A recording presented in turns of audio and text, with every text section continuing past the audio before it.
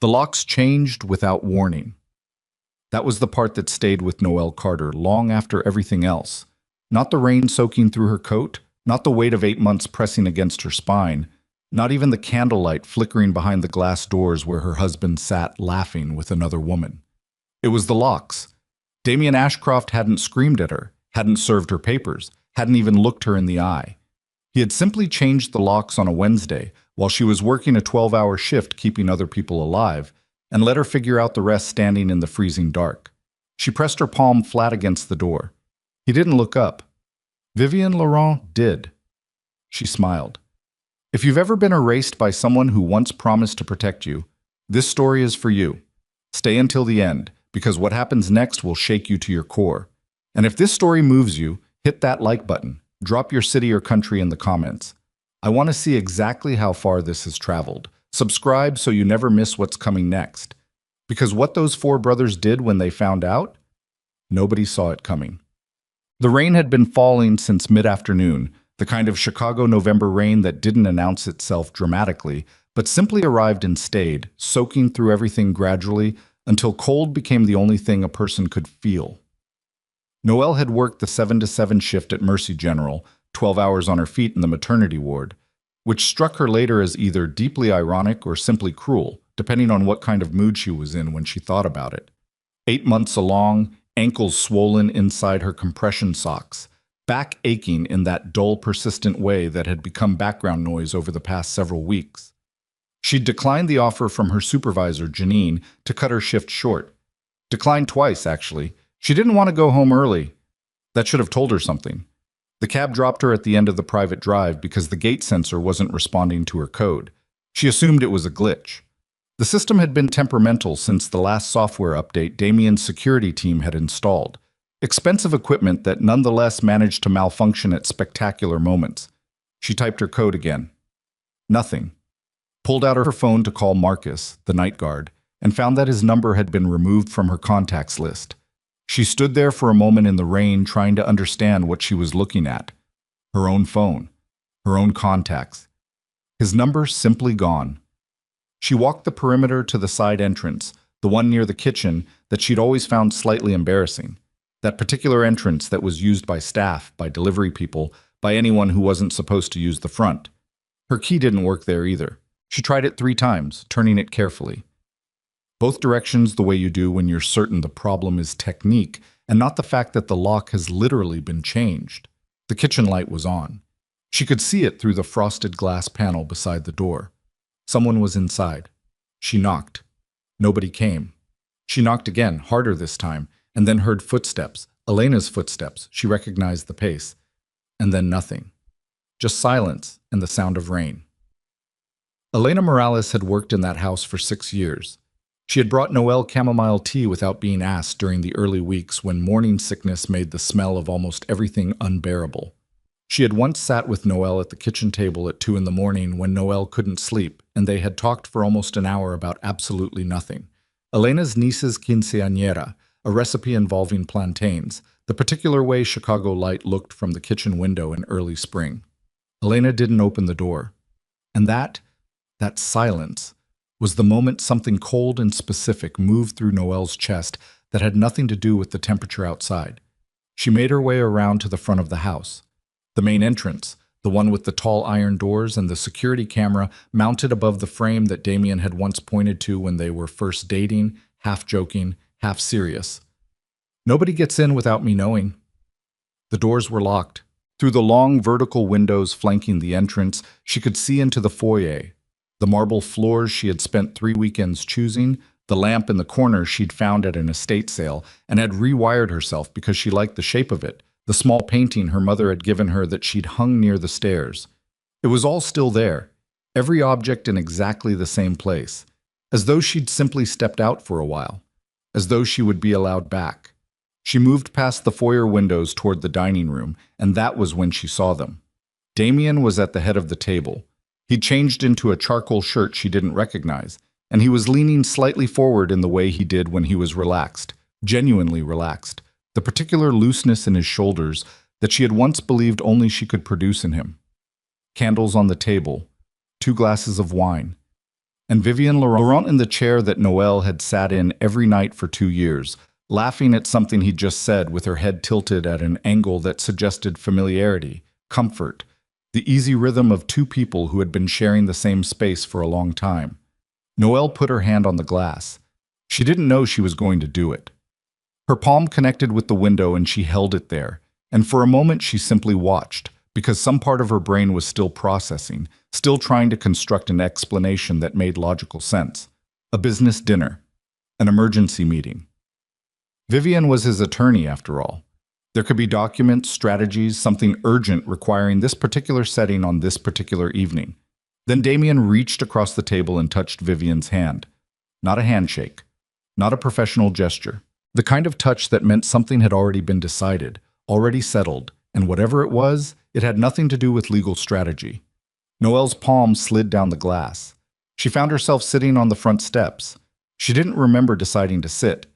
The concrete was wet and cold through her coat, and she was aware, dimly, that sitting on cold concrete for any length of time was probably not the wisest decision given that she was 8 months pregnant in November in Chicago. But the awareness felt distant and unimportant compared to the thing that was happening in her chest. This specific compression, like something structural had shifted, a load-bearing wall quietly giving way. She had been a nurse for 4 years. She understood the clinical language for what stress did to a body, what cortisol did, what grief looked like in vital signs and blood panels. She had held the hands of patients experiencing precisely this kind of news and had known exactly what to say, what tone to use, which silences to leave alone. She sat in the rain and had absolutely nothing to say to herself. Her phone rang. She looked at it. Her brother Mason's name on the screen. It was a Friday. Of course it was. Mason called every Tuesday and Friday, had done so since their mother died 13 years ago, had never once missed a call, had never once offered an explanation for the consistency as though the explanation were self-evident, which it was. She watched his name flash on the screen and then watched it stop. She couldn't answer. She didn't know what words she would use. She sat there for another 20 minutes, maybe longer, before the first contraction arrived. It wasn't dramatic. That was the thing nobody told you. The first one rarely was. It felt like pressure, like her body tightening around a point of particular discomfort. And for a moment she told herself it was the cold, was stress, was the weight of everything pressing inward. Then it released. Then 4 minutes later, another one. She was a maternity nurse. She counted, she breathed. She pressed her hand against her abdomen and felt the baby shift slightly, a small rotation that had become familiar over the past weeks. And she said, very quietly, to no one, "Not tonight. Please, not tonight." The baby did not comply with the request. She was reaching for her phone to call an ambulance when the headlights came. Not one set. 4. Coming from different directions, from the private road, and from the adjacent street, and from the service route that ran along the east edge of the property. 4 black vehicles moving with a kind of purposeful coordination that wasn't accidental, wasn't coincidental, was the specific choreography of people who had talked to each other and made a plan. The vehicles stopped. The doors opened.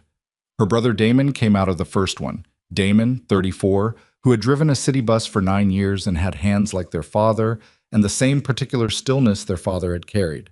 The kind of stillness that wasn't peace but was something you could easily mistake for it. Behind him, Marcus, 31, still wearing the jacket from whatever shift he'd just come off at the precinct, his badge clipped to his belt without him noticing, because Marcus sometimes forgot he was a detective when family was involved. Garrett from the third vehicle, 29, who had left a dinner half-eaten based on the way he was still chewing when he stepped out, who built things for a living and had the particular practicality of someone who understood that problems required tools and the right approach. And finally, from the fourth vehicle, coming around the front to where she was sitting on the steps, Mason. Mason was 26, the youngest. He'd been calling her every Tuesday and Friday for 13 years. He crouched down in the rain in front of her without saying anything. He looked at her face. He looked at her hand pressed against her abdomen. He looked at the locked door behind her, at the light coming through the dining room windows, at the 2 figures visible through the glass. He understood the complete situation in approximately 4 seconds. "Okay," he said. Just that. Not a question, not an exclamation, just okay. the way you say it when you're absorbing information, and the information is bad, but you're not going to fall apart because falling apart is not useful right now. Mason. Her voice came out wrong, smaller than she intended, slightly broken at the edges. I'm here, he said. We're here. Damon was already on his phone. Marcus had turned toward the house with an expression she recognized from family dinners when something had gone wrong and he was deciding how to respond to it. That particular stillness before action. Garrett put his hand on her shoulder briefly, checked something she couldn't see, then crouched down to her level and said, in his practical Garrett way, "How far apart?" 4 minutes, she said. Maybe 3.5. All right. He stood. We need to go. I'm not... She started to say something about the journal, about the boxes in the garage she'd seen stacked against the wall when she'd walked the perimeter, about her mother's handwriting on the cover of the one at the top. She stopped. What? Mason said. Nothing. She let him help her up. It's nothing. Let's go. They got her into the closest vehicle, Damon's, which was clean and warm and had a blanket in the back seat because Damon was the kind of person who kept a blanket in the back seat. And they drove toward Mercy General, and nobody in the car said anything about Damien Ashcroft or Vivian Laurent or locked doors or changed access codes. Mason sat beside her in the back seat with his hand near hers without quite touching it, offering the contact if she wanted it. She didn't take it. Not yet. She leaned her head against the window and watched Chicago move past in the rain. The streetlights reflected in puddles, the lit windows of apartments stacked above restaurants and laundromats and late-night pharmacies, the particular texture of the city at midnight in November when most people were inside and warm, and none of them knew what was happening in this specific car on this specific street. She thought about the dining room she'd just walked away from. The candlelight. The way Damien's shoulders had been relaxed in that specific way she'd once believed she alone could produce. She thought about the baby's name, the one she'd chosen 2 months ago and hadn't told anyone, not even Mason, because she'd been waiting for the right moment, had been hoping that moment would involve Damien. She understood now that moment was never going to come. Another contraction moved through her and she gripped the door handle and breathed the way she'd coached 100 patients to breathe. And Damon accelerated smoothly through a yellow light. And Mason said quietly, "You're okay." She wasn't, not yet. But she looked at his face in the dark of the back seat, his 26-year-old face with their mother's eyes and their father's jaw, and the particular expression of someone who has been waiting patiently and without complaint for the specific moment when he would be needed. And she thought, maybe she would be. The hospital entrance came into view through the rain-streaked windshield, the familiar red emergency sign. The automatic doors. The world she knew better than any other, the one she'd worked inside for 4 years, where she understood every protocol and every shortcut and every face on the night shift. She was going in through those doors tonight as a patient. She hadn't imagined it like this. Damon pulled up to the entrance and Garrett was already out before the vehicle stopped, speaking to the triage nurse who had stepped outside. Someone had called ahead, probably Marcus, probably while she wasn't paying attention. And Mason helped her out of the car with the careful deliberateness of someone who was terrified of doing it wrong and was not going to let that terror show. "I've got you," he said. She stood in the rain for just one more second, looking back at the city stretching behind her, at whatever was still happening in that dining room in that house with those locked doors. She felt the baby shift again, that small rotation, that particular presence that had been with her for 8 months through every terrible night and every worse morning. "Yeah," she said. She meant it as a correction, maybe. Not "you've got me," something more like, "I've got this." She walked through the doors. The automatic doors closed behind her and the warmth of the hospital hit her like a physical thing. That specific institutional warmth, recycled air, and antiseptic, and something underneath both of those that she had always privately thought of as the smell of people trying very hard to stay alive. She had walked through these doors 400 times, maybe more. She knew which fluorescent panel in the corridor near radiology flickered between 2 and 4 in the morning. She knew that the vending machine outside the break room accepted crumpled bills if you smoothed them against your thigh first. She knew every nurse at the triage desk by name, by shift preference, by the particular way each of them held a clipboard. Tonight, the triage nurse was Sandra Okafor, who had worked Friday nights for 3 years, and who now looked at Noelle with an expression that moved through recognition, confusion, and careful professional neutrality in the span of about 2 seconds. Noelle. Hey, Sandra. How far apart? 3 minutes now, maybe less. Sandra was already moving, already reaching for the wheelchair that sat folded against the wall, already doing the specific, efficient things that good triage nurses did without needing to think about them. Noelle let herself be guided into the chair and felt something release in her chest. The particular relief of being somewhere with a protocol, somewhere that had a defined procedure for exactly this kind of crisis, somewhere that knew what to do with her. She had not known what to do with herself for months. Damon and Garrett stayed in the waiting area at Marcus's quiet instruction. Not a request. Marcus didn't make requests in moments like this. He simply arranged people into positions, and the people generally complied because there was something in his voice that understood logistics. Mason came through the double doors with her. Nobody stopped him.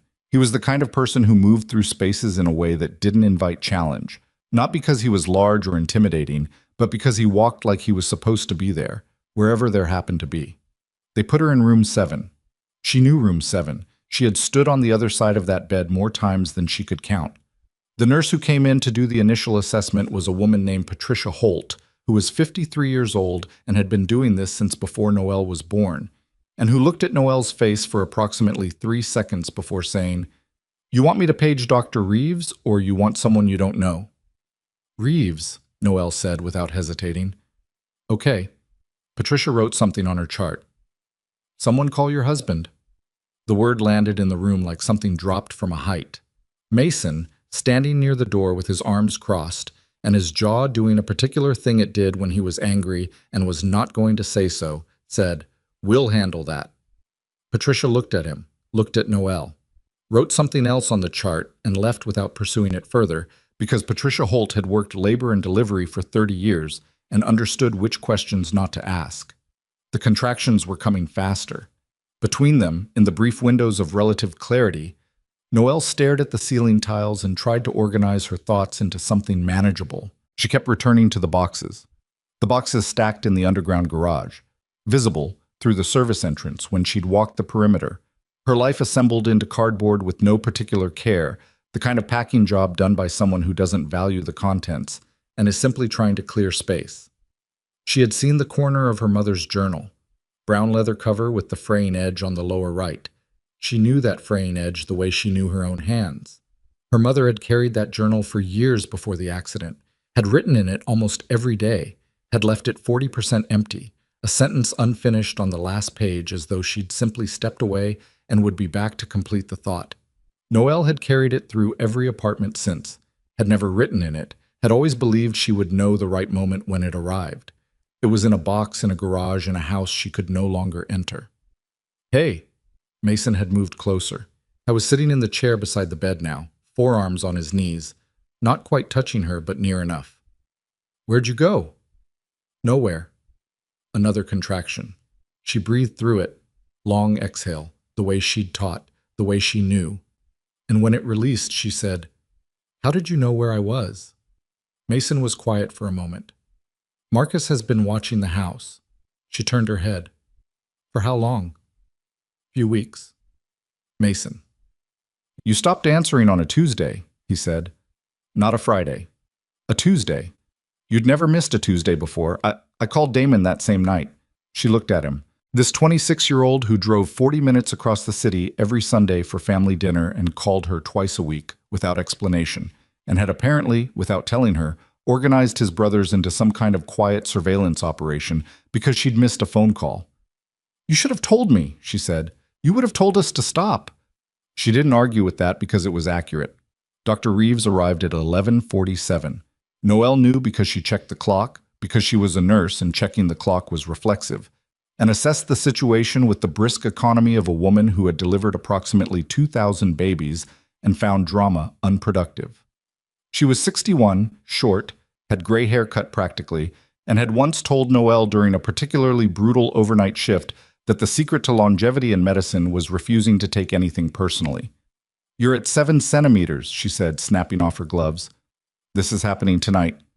"I know," Noelle said. "Is there anyone else who should be here?" The question was carefully phrased. Not "where is your husband?" Not "should we call the father?" Just "anyone else?" Dr. Reeves had been practicing this kind of careful phrasing for decades. No, Noel said. Dr. Reeves nodded once and moved on. What happened next took 4 hours, and Noel would later remember it in fragments rather than as a continuous sequence. The particular quality of Mason's breathing when he was trying not to react to something, the cold of the monitoring equipment, the way Patricia moved around the room with the specific efficiency of someone who had done this 10,000 times and still cared whether it went well. At some point, Damon appeared in the doorway, and Patricia told him the waiting room was through the double doors, and he said very politely that he understood, and then he stayed in the doorway anyway, and Patricia decided not to fight it. At 2:17 in the morning, a baby girl arrived in the world. She did not arrive quietly. She arrived with the particular furious announcement of someone who had opinions about the situation and intended to make them known, and the sound of it, that first real sound, moved through Noelle in a way she had no clinical language for and had never, despite 4 years of attending this exact moment for other people, anticipated correctly. She had thought she would feel relief. She had thought she would feel exhaustion, which she did, but underneath it something else entirely, something that had no name she could locate, that simply occupied her chest completely and left no room for anything else. Patricia placed the baby on her chest. Noelle put both hands around her and held on. Mason made a sound in the corner of the room that he immediately tried to suppress and failed. For approximately 90 seconds, nothing else existed. Then the door opened. She heard it before she saw it. The particular sound of a door opened with authority, the specific weight of someone who was accustomed to entering rooms and having the rooms reorganize themselves around his arrival. She didn't have to look up to know. She had spent 2 years learning the specific pressure that Damien Ashcroft brought into any space he occupied. She looked up anyway. He was standing in the doorway in the charcoal shirt she'd seen through the dining room window. He'd come directly then. Hadn't stopped to change. His eyes went to the baby first. She watched them do it, watched the precise moment of impact, something moving across his face that she couldn't immediately categorize. Mason was on his feet. "You need to leave," Mason said.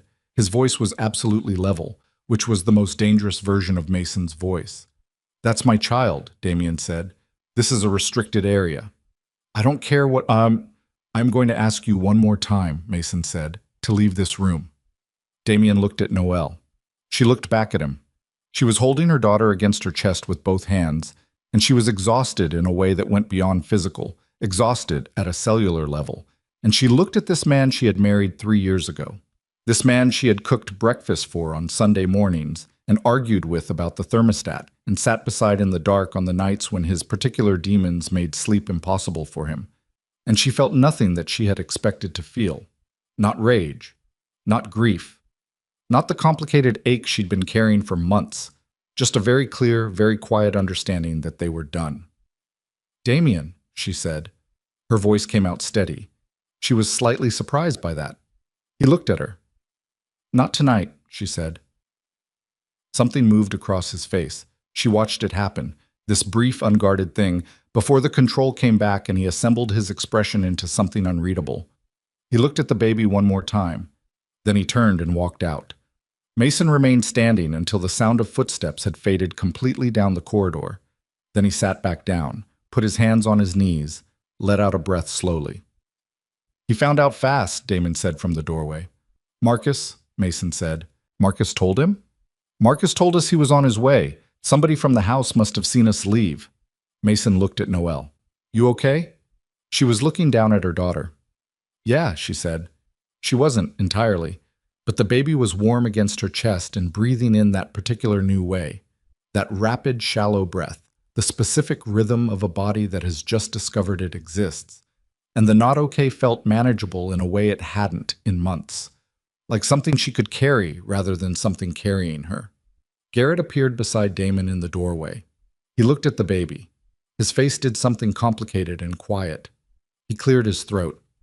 "She's got Mom's forehead," he said. Nobody disagreed.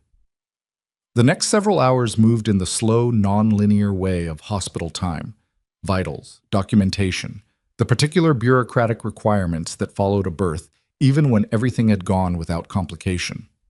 Noelle filled out forms with the careful attention she gave everything clinical, making decisions about each field with a deliberateness that felt like the first real agency she'd exercised in months. There was a line for the father's name. She left it blank. The admitting clerk, a young woman with reading glasses, pushed up on her forehead, glanced at it, and then at Noel, and then wrote something in a note field and moved to the next item without comment. At some point, Marcus appeared. He had clearly been managing something outside. He had the specific, slightly disheveled quality of someone who had been navigating logistics while everyone else was occupied with the human part of the situation. He left, Marcus said to Damon. Alone? 2 cars with him, his security team. Marcus paused. He didn't go back to the house. That was information. She registered it the way she registered most information right now, from a slight distance, through the filter of exhaustion and the weight of her daughter in her arms. Where did he go? Mason asked. His downtown office, the one in the Ashcroft building. Marcus glanced at Noel. I don't think he knew you were in labor. I think someone called him and he just came. She considered that, considered what it meant that he had come, what it meant that he had stood in that doorway and looked at the baby with that particular expression she hadn't been able to categorize. She had been a nurse long enough to know that the body responded to some things before the mind could organize a policy about them. She did not intend to let that be relevant. Marcus, she said. Yeah. The box is in the garage, at the house. A pause. What about them? My mother's journal is in one of them. Marcus looked at her for a moment. Then he said, I'll get it. The access codes? I know the codes, he said quietly. She looked at him. Her 31-year-old brother, who had been running quiet surveillance on her life for weeks, and had apparently, at some point, obtained the access codes to her husband's property, and who said this as though it were a simple logistical detail rather than the kind of thing that could end a career. Marcus, she said. Don't, he said. I'm serious. So am I. He met her eyes. I'll get the journal, tomorrow morning, early, before anyone's moving. He glanced at Damon. Garrett'll come with me. Garrett from the corner raised a hand briefly. She opened her mouth and closed it. The baby shifted against her chest, made a small complaint, settled again. Okay, she said. The night moved on. At some point, Mason fell asleep in the chair beside her bed, which she didn't notice until she heard the specific quality of his breathing change. She lay in the dim room listening to the hospital sounds she knew so well, the monitor rhythms, the soft movement of staff in the corridor, the particular quiet of a night ward at 4 a.m, and she held her daughter and thought about the locked doors and the candlelight and the moment Damien's hand had touched Vivian's across the table. She thought about the legal documents Marcus had mentioned 3 weeks ago when he'd first called her from outside the house and said, carefully, that she should probably know something. She hadn't wanted to know then. She'd asked him not to tell her and he'd complied, and she'd spent 3 weeks trying to convince herself that whatever it was could be managed, addressed, discussed between 2 adults in a marriage that had problems but was fundamentally still a marriage. She'd been wrong about that. The documents Marcus had mentioned were, he'd since explained, property access agreements, legal instruments giving Vivian Laurent formal authority over the residence, executed 4 months ago. Before Noel had confronted anything, before the nightclub scene, before she'd walked up to Vivian's table and said, I'm his wife, you're sitting in my seat. 4 months before any of that, while Noel was still making breakfast on Sunday mornings and arguing about the thermostat, Damien had been having documents drawn up. He hadn't been withdrawing from their marriage. He had been ending it. Methodically, legally, with the same precise management he applied to everything in his professional life. She had simply been the last to receive the information. Her daughter made another small sound. Noel looked down at her. This face, this entirely new face that belonged to no one, and already looked, as Garrett had said, slightly like their mother around the forehead and eyes. She thought about the journal in the box in the garage, the unfinished sentence on the last page, the 40% of empty pages that had been waiting for 13 years. She knew what she wanted to write in them. She wasn't ready yet. At 6:45 in the morning, while Mason was still asleep and the corridor outside had begun to take on the particular quality of an early shift transition, her phone lit up on the bedside table. She looked at the screen. Damien. She looked at it for 3 full rings, then she set it face down. 30 seconds later, a text. We need to talk. She looked at that for a while, too. Then she put the phone in the drawer of the bedside table and closed it. Marcus and Garrett left before 7 to make the drive across the city. Mason woke at 7:15 and immediately looked at the baby, then at Noelle, with the disoriented checking quality of someone who had fallen asleep on guard duty and was doing a rapid inventory. "Everything okay?" "Everything's fine," she said. He texted. Mason's jaw did the thing again. "What did you do?" "Nothing." He nodded slowly. "Okay." "Mason." She looked at him. "I need you to tell me what you all have, what you've actually found." A pause. He sat up straighter in the chair. "This isn't the time. It's exactly the time," she said quietly. "I'm lying in a hospital bed and I'm thinking clearly for the first time in months, and I want to know what we're dealing with." He looked at her for a long moment. Then he said, "Damon should be here for this." "Then call him." Damon arrived in 11 minutes, which meant he'd been in the parking structure. He came in with 2 coffees from the vending machine, she recognized the cups, and handed one to Mason without comment, and stood at the foot of the bed and looked at her with the particular stillness their father had carried. "You want the full version," he said. "Yes." He and Mason exchanged a look. Then Damon set his coffee down on the window ledge and told her. It took 20 minutes. He spoke quietly, methodically, in the same way he did everything. No editorializing, no emotional commentary, just the sequence of what they had found and how. Shell companies registered in 3 states. A financial network that moved money between legitimate real estate holdings and sources. Marcus's contacts at the precinct were fairly certain weren't legitimate. Property transactions that didn't track against any visible income source. An attorney of record who appeared on filings going back 4 years, predating Noelle's marriage by 2 years, who had a professional relationship with Damien that was, according to every document Marcus had been able to locate, not strictly limited to legal counsel. "Vivienne Laurent," Noelle said. "She's embedded in it," Damon said. "Not just as his lawyer. Her name's on 3 of the companies." Noelle was quiet for a moment. Outside the window, Chicago was doing its morning thing. The specific gray brightness of a November dawn, the sound of traffic building on the street below. "So she's not just—" Noelle stopped, reorganized. "She's not just a personal involvement." "No," Mason said. "She's a business partner." "Has been for at least 4 years," Damon said. She thought about that. Thought about the timeline. Met Damien 3 years ago. Married him 2.5 years ago. Which meant that when Damien had walked into Mercy General's emergency room with a gunshot wound disguised as an industrial accident, Vivienne Laurent had already been in his professional life for over a year. Which meant that the entire courtship, the quiet breakfasts, the early morning walks, the accidental ring in the coat pocket, had occurred while this woman was already woven into his financial structure. She had never been a beginning, she had been a detour. "There's something else," Mason said. She looked at him. He glanced at Damon. Damon picked up his coffee from the window ledge and looked out at the city. "The house," Mason said. "The deed." "What about it?" "It transferred. Last month." The room was very quiet for a moment. The monitor beside the bed beeped its soft, regular beat. "To Vivienne," Noelle said. "Yes." She processed that. The marble floors she had spent 3 weekends choosing. The lamp she had found at the estate sale and rewired herself. Her mother's painting near the stairs. "While I was living there," she said. "Yes." She looked down at her daughter. The baby was asleep now. The absolute boneless sleep of a newborn, fully committed, no reservations. She watched her breathe for a moment. "I need a lawyer," Noelle said. "Garrett's already made a call," Mason said. "A good one." "Garrett only makes one kind of call." She almost smiled. Almost. Her phone buzzed again in the closed drawer. She didn't open it. Outside, the city brightened by degrees in the winter morning, and her daughter slept, and the 4 brothers moved quietly around the hospital room like people who had decided something without needing to say it aloud. The particular coordination of a family that had been practicing this, in smaller ways, for years.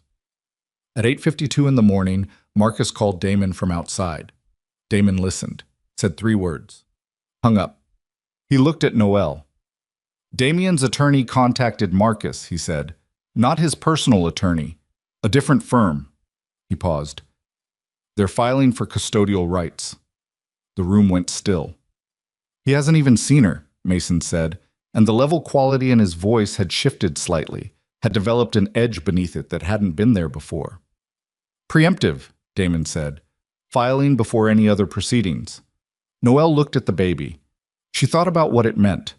The specific legal machinery of it, the calculated preemption, the fact that he had gone directly from the hospital corridor to his downtown office and had, within hours, instructed an attorney to file. Not out of love, not out of the expression she'd watched move across his face in the doorway. Out of the same methodical management that had transferred the house deed while she was sleeping in it, that had installed Vivienne Laurent in her life incrementally until the installation was complete. She was not a wife he was divorcing. She was an asset he was liquidating. And her daughter, their daughter, was apparently the last item on the inventory. She looked at Mason, then at Damon, then at her phone in the closed drawer. "Get Garrett's lawyer on the phone," she said. Her voice was steady. Steadier than she felt. Steadier than she had any right to be on 4 hours of broken sleep in a hospital bed 12 hours after giving birth, but steady nonetheless. "Now," she said. Mason was already dialing before the word was fully out. Garrett's lawyer was a woman named Claire Sung, and she answered the phone on the second ring at 9 in the morning on a Saturday, which told Noelle something about either her professional dedication or the nature of her relationship with Garrett, and Noelle decided not to pursue either line of inquiry. "Tell me what they filed," Claire said. "Not hello. Not how are you. Just tell me what they filed." Mason read from the message Marcus had forwarded. Claire was quiet while he read. The specific quality of her silence was professional, the silence of someone absorbing information and organizing it simultaneously. "Preemptive custodial claim," she said when he finished. "Yes." "Before any divorce proceedings?" "Yes." Another brief silence. "Who's the filing attorney?" "Harmon Doyle Associates." A pause that was different from the previous ones, shorter with a different texture. "Harmon Doyle," she said. "You know them," Mason said. "I know them," Claire said. "Give me 2 hours." She hung up. Noelle looked at the phone in Mason's hand. "That pause," she said, when he said the firm's name. "Yeah," Mason said. "What does that mean?" "It means we wait 2 hours," he said. And he didn't say it dismissively. He said it the way people say things when they don't have an answer yet, and pretending otherwise would be an insult. She looked at her daughter. The baby was awake now, doing the unfocused early searching that newborns did, the specific quality of attention that wasn't yet attention but was becoming it. Noelle put her finger against the baby's palm and felt the instinctive grip close around it, that reflex grip, that absolutely automatic reaching, and she held still. 2 hours, she thought. She could do 2 hours. What she could not do, as it turned out, was 2 hours of waiting in a hospital room with 3 of her brothers rotating in and out and nothing to do but think. At 10 minutes past 9, Elena Morales called. She almost didn't answer. The number had no contact name attached to it. Elena had called from a different phone, a number Noelle didn't have saved. She recognized the Chicago area code and the particular way her instincts moved when something felt important, and she answered. "It's Elena." The voice was low, slightly strained, the specific compression of someone speaking quietly in a space where they didn't want to be overheard. "Elena." Noelle sat up straighter. "Where are you?" "I'm outside. I'm near the hospital. I saw the cars last night. I knew where you'd gone." A brief pause. "I was fired this morning." Noelle closed her eyes for a moment. "I know. I heard." "Vivienne came at 7. Elena's voice did something complicated. She already had keys. New keys. She walked through the house like she was doing an inventory. Noelle was aware of Mason watching her from the chair. She kept her voice level. "Elena, you don't have to—" "I need to tell you something," Elena said. "I should have told you weeks ago. I didn't, and I need to tell you now." "Okay." "The box is in the garage." A pause. "I packed them." Noelle said nothing. "She told me to. Vivienne, 3 days ago. She gave me a list of items and told me to have everything in boxes by Friday." Elena's voice had gone flat. In the way voices went flat when someone was delivering information they felt terrible about. "I tried to be careful with the journal. I wrapped it in one of your sweaters. The blue one. I put it at the top." Elena, I'm sorry. I should have called you. I should have called you 3 days ago when she gave me the list, but I was scared and I'm sorry. Noelle let out a breath. It's okay. It's not. You were in an impossible position. You were in a worse one, and you didn't make it impossible for anyone else. Elena's voice cracked slightly on that sentence. The journal is still there, in the garage. Marcus was here this morning. He got in through the service entrance, and I saw him on the camera before Vivian took my access. He had the journal. He got it. I know, Noelle said. He told me. A brief exhale of relief on the other end. Then Elena said, There's something else. Noelle waited. The night you came, when you were standing at the kitchen door. Elena paused. I wanted to open it. I stood there with my hand on the handle, and I wanted to open it. I know you did. Vivian was in the kitchen. She'd come down for water and she was standing behind me and she said, Elena stopped. She said if I opened that door, she would make sure I never worked in this city again. She has connections. I knew she had connections. I believed her. Noelle sat with that for a moment. The rain, the frosted glass panel, the footsteps she'd heard approaching and then stopping, the particular silence that had followed. She thought about Vivian Laurent standing in her kitchen at midnight, watching Noelle's silhouette through the glass and making that calculation. I believe you, Noelle said. I should have opened the door. Maybe, Noelle said, but she would have done exactly what she said. I know. A pause. She's going to do it anyway. I'm already fired. Elena's voice steadied. I want to help you, whatever you need. I was in that house for 6 years and I saw things, and I'm willing to say what I saw. Noelle looked at Mason. He was watching her with complete attention. Can you come in? Noelle said. To the hospital. Yes. Ask for room 7 in labor and delivery. Tell them your family. A brief pause. Okay. And Elena, thank you for calling. She hung up. Mason said, Who's that? The housekeeper, former housekeeper. Noelle shifted the baby slightly in her arms. She wants to help. She saw things. What kind of things? I don't know yet. She looked at him. But she was scared of Vivian enough to not open a door for me in the middle of the night. Whatever she knows, it was worth being scared about. Mason nodded slowly. He texted something, presumably to the group chain that she was fairly certain existed and had definitely been active all night. Elena arrived at 9:42, a small woman in her late 40s with dark hair and the specific exhausted composure of someone who had been holding themselves together through effort rather than ease. She came into room 7 and looked at Noelle and the baby, and her composure moved briefly before she pulled it back. She's beautiful, Elena said. Sit down, Noelle said. Tell me what you saw. Elena sat. She folded her hands in her lap, looked at them for a moment, and then looked at Noelle and began. It took 40 minutes. Some of it Noelle had suspected. The overnight visitors, men she didn't recognize, arriving after midnight through the underground garage entrance, meeting with Damien in the study for an hour or two before leaving the same way they came. Elena described them with the careful precision of someone who had been paying attention. The way they dressed, what they carried, the fact that no record of their visits appeared in the security log because the relevant footage was systematically deleted the following morning by someone with system access.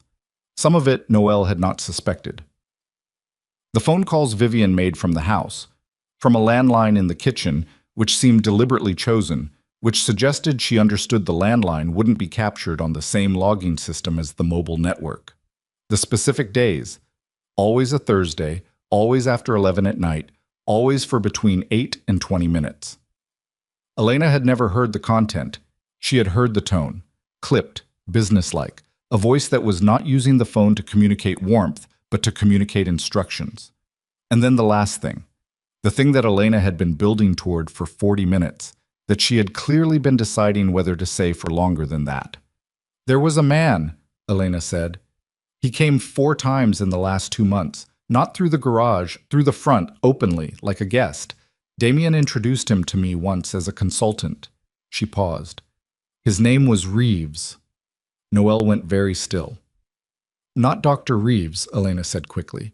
A different Reeves, younger, maybe 40. He He had a legal pad and he asked to use the study, and Damien let him use it for 2 hours and then he left. A consultant, Noelle said. That's what Damien said. What kind of consultant? Elena looked at her hands again. The last time he came, 3 weeks ago, I heard part of what they were discussing. I wasn't trying to. I was in the hallway and the door wasn't fully closed. She paused. They were talking about the baby. The room was very quiet. What about the baby? Noelle said. About custody, Elena said. About how to establish it. The man, Reeves, he was explaining something about how to file first, before any other party had established legal standing. She stopped. He said the word preemptive. I remember specifically because I didn't know it and I looked it up after. Noelle stared at her. 3 weeks ago. The baby was still 4 weeks from being born. 3 weeks ago, Damien had been sitting in his study with a consultant who specialized in custody strategy, discussing how to file first, how to establish legal standing before any other party could. While Noelle was still living in his house, while she was still sleeping in his bed, while she was still trying to understand what was happening to her marriage. He planned it, she said. The words came out very flat, not a question. I think so, Elena said. Yes. She looked at the baby. The custody filing this morning, the one that had felt like a preemptive strike, a legal aggression launched from a position of anger, wasn't anger at all. It was the final execution of a plan that had been in development for months. While Damien had been withdrawing from her, while Vivian had been incrementally occupying her spaces, while the house deed had been transferred and the access codes had been changed and her life had been systematically dismantled, he had also been building a legal framework designed to take her child. She had thought he was ending their marriage. He had been ending her. The baby made a sound. Noelle realized her arms had tightened involuntarily, and she loosened them, deliberately, and breathed. Elena, she said, are you willing to put that in writing? Yes, Elena said without hesitating. It could make things difficult for you. She already fired me. Elena met her eyes. There's nothing left to threaten. At 10:47, Claire Sung called back. Harmon Doyle Associates, she said, when Mason answered and put the call on speaker. They're Damien Ashcroft's primary legal firm for 3 of his LLCs, not his personal attorney, his business attorney, the firm that handles the shell companies. Mason looked at Noelle. So the custody filing, he started, came from his business legal team, Claire said. Not a family lawyer, not someone who specializes in custody, someone who specializes in protecting financial assets and corporate structures. A pause. He's not filing for his child. He's filing to create leverage. Noelle heard herself say, explain that. If he has a custody claim, even a weak one, even one that would never succeed at trial, he has a legal connection to you, to your family, to your brothers. Claire's voice was precise and careful. Marcus Carter is a detective. Damon Carter has a clean record. Garrett Carter. Garrett gave me a full picture of his background. Your brothers have been building a case against your husband's financial network. Silence. He knows, Noelle said. He's known for a while, I think, Claire said. The custody filing isn't about the child. It's about creating a legal entanglement that gives him standing to subpoena your family's communications, their financial records, any documentation they've assembled. Another pause. If he can establish himself as a party in a family court proceeding, it opens doors that would otherwise require a federal warrant. Mason said very quietly, he's using the baby to get to us. That's my read, Claire said. Noelle looked at Elena, who had gone pale, looked at Mason, who was doing the still thing that was not peace, looked at her daughter. She thought about the consultant named Reeves, the legal pad, the word preemptive. 3 weeks ago, while she was still making Sunday breakfast, she thought about the expression on Damien's face in the doorway of room 7, the unguarded thing she hadn't been able to categorize. She understood it now. Not love, not regret, recognition. He had looked at the baby and understood that the timeline had arrived. Claire, she said, what do we do? First, you don't respond to the filing directly. Any response from your family, especially Marcus, validates the jurisdiction. Claire's voice was steady and fast, someone who thought in solutions. Second, you need to move faster than he is. I can file a protective order this morning. Given the circumstances of last night, the locked residence, a pregnant woman in labor, the documented abandonment, I have enough for an emergency filing. Do it, Noel said. Third, Claire paused. Everything your brothers have assembled, the financial documentation, the corporate records, the network map, where is it? Mason said, secure. How secure? Secure enough. Not good enough, Claire said flatly. If he has any reason to believe the documentation exists and knows your brothers built it, he will move to suppress it before it can be used in any proceeding. It needs to be in the hands of someone he can't reach, not a personal attorney, federal. A silence. You're talking about Marcus making a call, Damon said from the doorway. He had come in sometime during the last 10 minutes, and Noel hadn't tracked exactly when. I'm talking about Marcus making a call, Claire confirmed. Today. Before Harmon Doyle figures out how far along the documentation actually is. Marcus, Noel knew, was not in the room. He was somewhere outside managing things she couldn't see, the way he had been since the beginning. She thought about what it would cost him, the call Claire was describing, the formal handoff of evidence he'd built outside his official capacity to federal hands, the career implications, the specific position it put him in. She thought about him standing outside the house in the dark 3 weeks ago, running quiet surveillance because she'd missed a phone call on a Tuesday. Someone call Marcus, she said. Damon was already on his phone. What happened in the next 4 hours moved with the specific compressed urgency of events that have been building for a long time and are now releasing all at once. Claire filed the protective order at 11:15. Noelle signed documents on her phone that Mason held at the right angle because she still had the baby in her other arm and was not putting her down. Marcus made his call at 11:40, and she didn't ask who he called or what it cost him, because those were things she would deal with later, in the specific order that things needed to be dealt with. At 12:30, Vivian Laurent arrived at Mercy General. She did not come to room 7. She came to the maternity ward nurses station, and she asked, in the voice of someone accustomed to receiving information simply by asking for it, for the room number of Noelle Ashcroft. The nurse at the desk, a woman named Donna, who had worked with Noelle for 3 years and who had heard, through the specific information network that existed among hospital night staff, some version of what had happened, looked at Vivian Laurent and said, "I'm sorry, I can't share patient information." "I'm her attorney," Vivian said. "Then you'll need to contact the hospital's legal department," Donna said. "Monday through Friday, 8 to 5.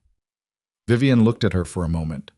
The specific look of someone who expected resistance to dissolve and was recalibrating. "Tell her Vivian Laurent is here," she said. "I can't leave my station," Donna said pleasantly. "Is there anything else I can help you with?" Noelle heard about this afterward from Donna, who stopped by room 7 at the end of her shift specifically to deliver the account with the barely suppressed satisfaction of someone who had thoroughly enjoyed the exchange. What she did not hear about secondhand, what she experienced directly, was the phone call at 1:15. It was Damien. She answered it. She wasn't certain why. Maybe because she was tired of not knowing what was coming. Maybe document everything going forward, and a phone call was documentation. Maybe because she wanted to hear his voice in the clear light of what she now understood and confirm the understanding. "Noelle." His voice was even. The evenness itself was information. "Damien, we should talk about this outside of legal channels." "That ship," she said, "has sailed." A pause. "I'm not trying to take her from you. You filed a custody claim at 9 in the morning. A precautionary measure. You hired a custody consultant 3 weeks before she was born, while I was still living in your house." Silence. A different kind of silence from the professional pauses. "Elena," he said. Not a question, just the name, flat, like something being closed. "Yes," Noelle said. She heard him breathe, slow, controlled, the specific breath of someone managing their response. "Whatever she told you."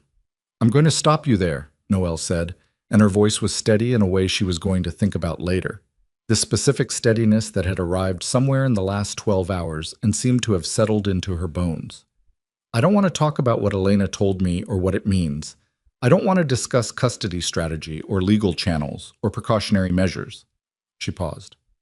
"I want to ask you one question." He was quiet. "When you came to the hospital last night," she said, "when you stood in that doorway, was any part not strategic. A very long pause, long enough that she thought he wasn't going to answer. Then he said, "She looks like you." Noelle closed her eyes. "That's not an answer," she said. "It's the only one I have," he said. She held the phone for another second. Then she said, "Have your attorneys contact Claire Sung. Don't call this number again." And she hung up. She sat in the quiet room with her daughter, and her hands were not entirely steady, and she let them be unsteady because there was no one she needed to be steady for at this particular moment. The baby was asleep again. Outside the window, Chicago was doing the thing it did in November at midday, gray and bright simultaneously, that particular flat winter light that made everything look both clear and cold. She had asked him one question, and he had answered a different one, and the answer to the different one had hit her. Somewhere she hadn't expected, which made her angry at herself, which she also let happen because anger at herself was at least an honest feeling. "She looks like you." She had wanted him to say something terrible. She had wanted confirmation of the version of him that made everything clean and simple. Instead, he had said the one true thing, the unguarded thing, and it had done what unguarded true things always did, complicated everything. She was still thinking about it when Marcus came in at 2 o'clock. He looked like he hadn't slept. He had the particular quality of someone who had been making difficult calls in parking structures for the past several hours and was now done with that part and needed to tell her what it had cost. "It's done," he said. "What did you have to do?" she said. He sat down. He looked at his hands. He said, "I had to disclose how I obtained some of the records." "Marcus, it's handled. It won't end my career."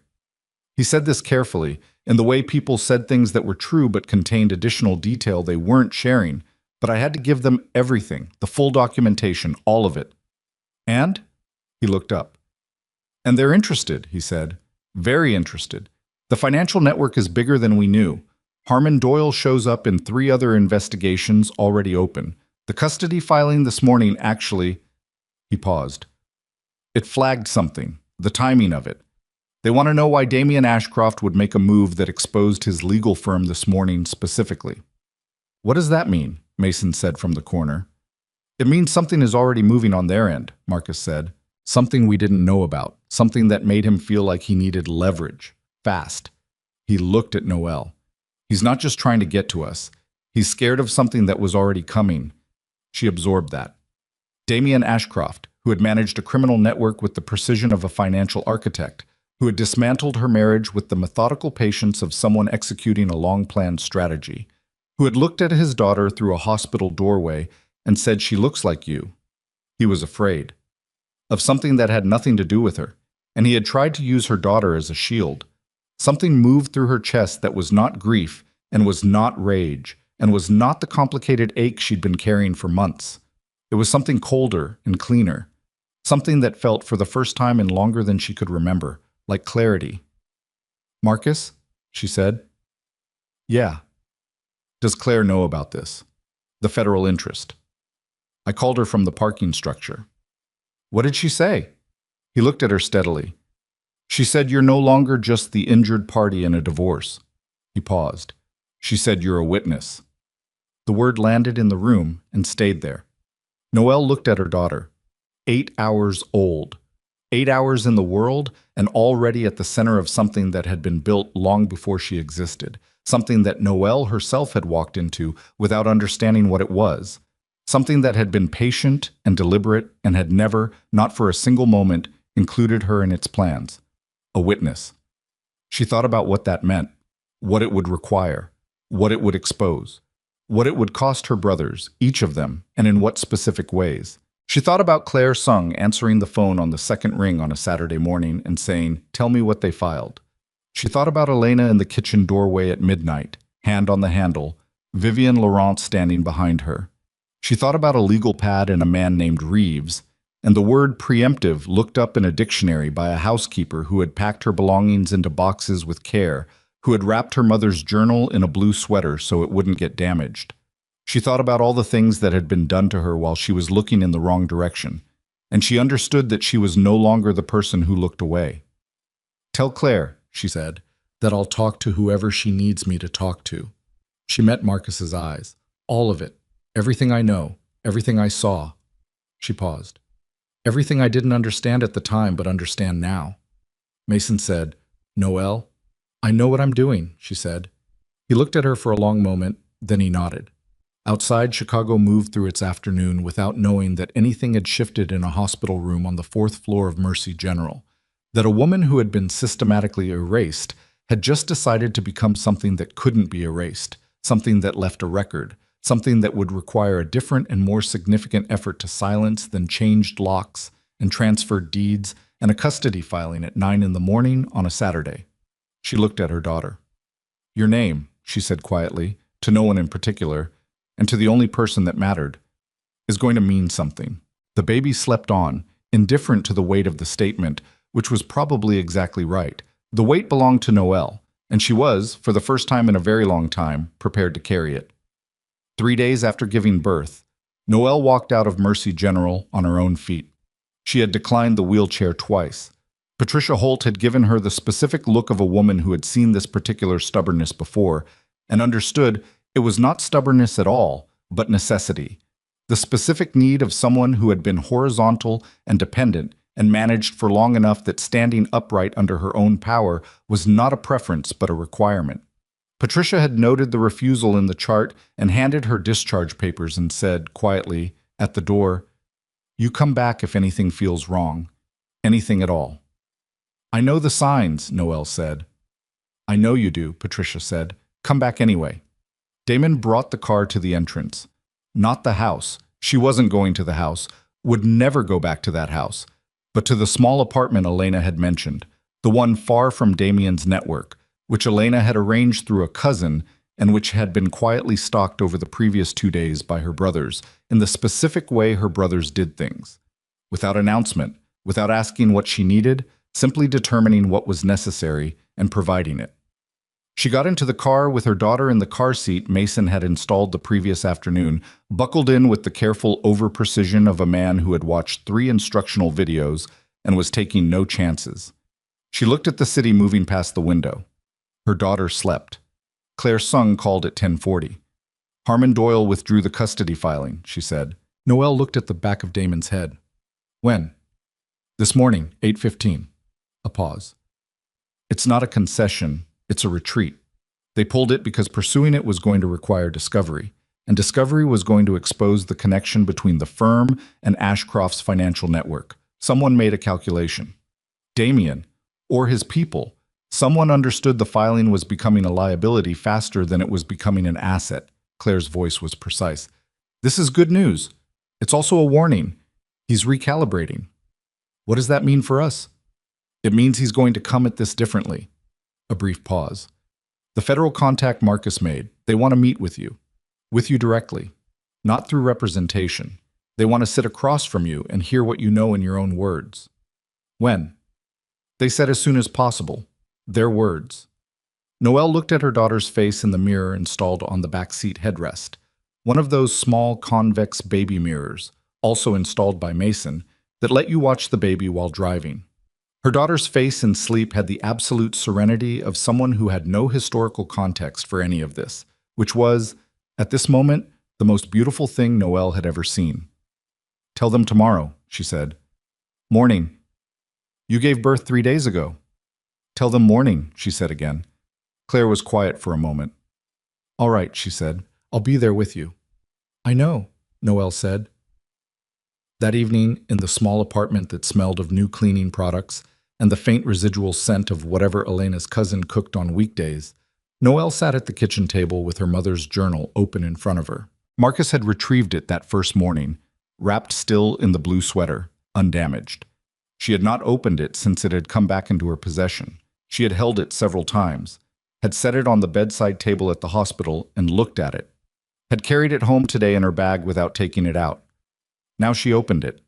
Her mother's handwriting, slightly right-leaning, the specific inconsistency of someone who had learned to write in a language that wasn't their first and had carried that small asymmetry into English, filled the pages in that particular density she remembered.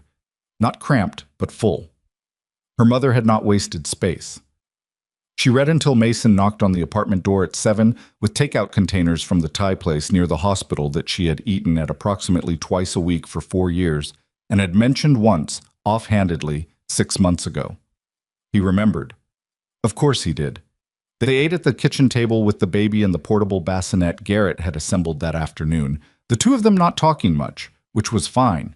Mason had never required conversation to be present, had always understood that presence itself was the offering, and Noelle had always been grateful for that. At some point he said, "How are you actually doing?" "I don't know yet," she said. He nodded, ate a piece of tofu, said, "That's an honest answer. I'm trying to be honest about things." "I noticed," he said. At 9 he left. She fed the baby. She did the specific practical things that new motherhood required, the things she knew clinically and was now learning personally, which were the same actions but felt completely different from the inside. At 11 she slept for 2 hours. At 1 she was up again.